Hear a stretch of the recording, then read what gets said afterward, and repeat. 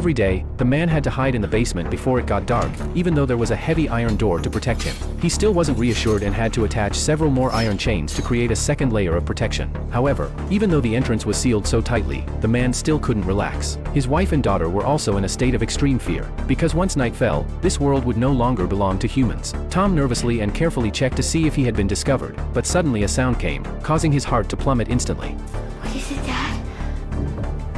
Footsteps. The mother and daughter tensed up immediately, but even though they had survived such a long night for 300 days, the little girl still couldn't help but have an uncontrollable inner fear. So, we have to stay quiet. Rule number one, remember, never be loud. I know, I'm trying. Try harder.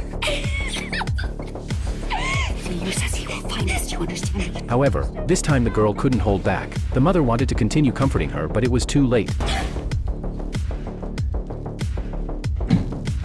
As the ashes above fell, a sound that didn't resemble human footsteps approached them rapidly. The three of them hurriedly retreated to the rear, their eyes fixed tightly on the spot where the dust fell. Soon, they discovered that the monster's movement pattern was at the basement entrance. The three of them had to nervously approach the entrance to check.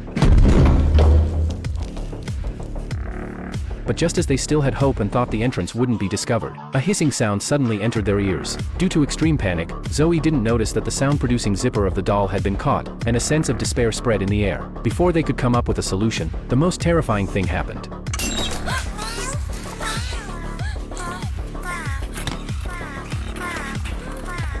They all knew what it meant. Tom quickly snatched the toy and did his best to dismantle the sound-producing device inside at the fastest speed possible. But obviously, this operation was too late. The next second,